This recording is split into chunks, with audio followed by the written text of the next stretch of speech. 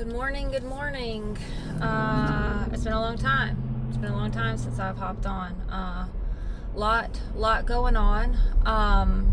As far as physical healing wise, everything's going pretty good. I have kind of a small opening where the incision to opening on the right side I'm still working on healing.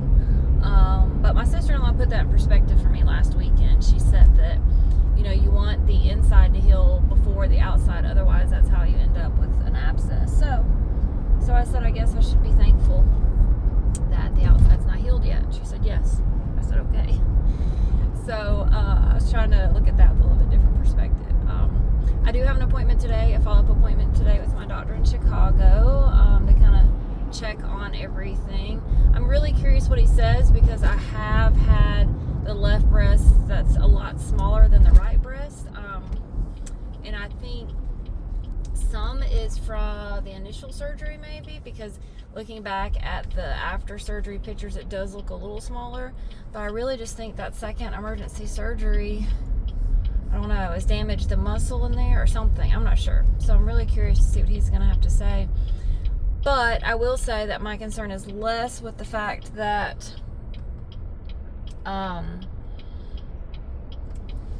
it's a little smaller, other than, my range of motion is still off. Like this is still as high as I can get this arm. So I have a feeling the two coincide. Like I feel like maybe that muscle hasn't settled yet, and I think it's probably going to need some help settling, whether that's physical therapy or myofascial, I think I said that right, release to kind of get it to settle right. But anyway, in a nutshell, that's kind of where I'm at physically. I'm hoping today he can tell me I can take off my compression bra. I will have to continue to wear, which I'll be wearing a bra anyway because right now I need the support. But because with that right side kind of having that opening, I've got to have the bra to put my gauze on and stuff and have it covered. So that's kind of where I'm at physically, healing wise. How I feel about myself physically at the moment. I'm working through that. I will say, first of all, I've really tried to be in just the mindset of, I'm just so glad this is done. I'm so glad to be moving on from it. I'm so glad, I'm so thankful, and say a prayer of thanks every day for God for keeping me safe through the first surgery and saving me through the circumstance of the second one. Again, if you haven't watched my other video, the scariest thing I've ever been through. I have put some normal clothes on, and I kind of feel like, in a way, I can look at myself and go, oh, well, I look cute. And what I mean by that is, like, my breasts before were big, and so it kind of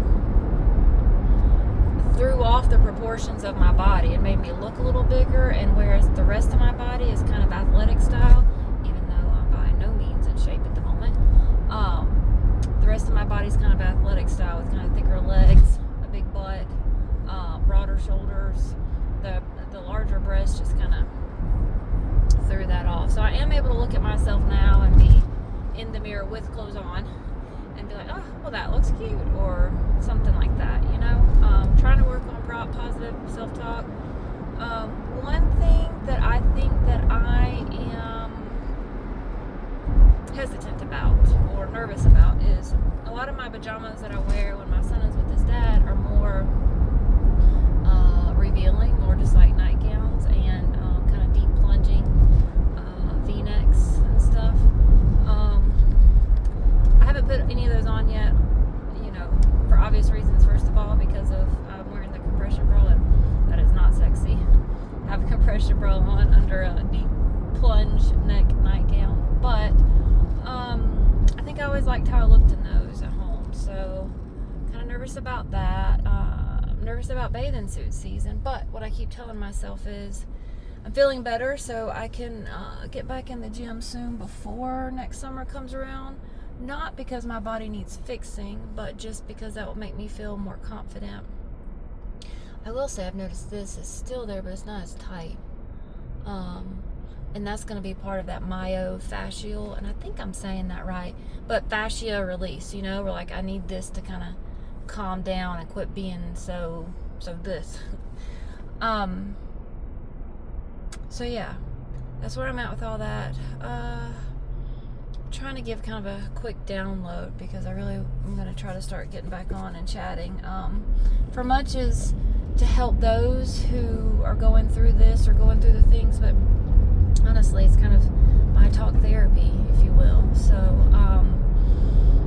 yeah, it's very helpful for me. Emotionally, so now that I'm finally feeling a little bit better, I've kind of started doing some things around the house. I have been really good about just kind of like, sitting here, I'm not moving, letting my husband cook dinner, letting the house be a mess, all the things, and just relaxing. I have found as I've started feeling better, it's way harder for me to ignore the mess. So like already this week's been rough. My son went to his dad's Sunday. I usually have like a really busy 10 days at work, and I'm in the midst of that now, so I'm very tired. And it's hard for me to let the house go right now because now I feel somewhat able, and so I'm trying to be mindful because there's a switch flipping, right? There's a switch flipping kind of going, oh, well, now you're better, so now you need to focus on all this and clean it up. And so, I don't know. I'm trying to work through that today. Just this morning, actually, I was trying to think about that because my husband left for work. Normally, I kind of do my bath, my shower, still restricted on some of those things. And I'm behind on work, so I immediately kind of hopped on my laptop at 5:30 this morning and got to work. But before I got on my laptop, I was looking around the house like, oh, well, you have time to pick this up and that up. And I had to remind myself, no, my body is still healing, and I have a ton of work to do. So just get your work done. So I'm going to be eager to talk through that with you guys. Like, I'd really like some input. Maybe I'll do a video just asking for help for that. I don't know. How do you not push yourself to the extent and kind of let some of the house things go? How do you let go of what you feel like has to be perfect in the house? Like, how do you do that? What do you tell yourself? Is it a struggle for you? I know the other thing I've been trying to work on with it is expectations, right? Like, obviously we don't want our houses disgusting, but why or who or how did the expectation start of you measure kind of your worth and your to-do list by if your house is clean? Like, for example, I know for me, like if I'm going to be off work a couple days, the first day is going to be spent cleaning the house. Why? Because then I feel like my to-do list is done and then I can relax. But I deserve the third day of relaxing too.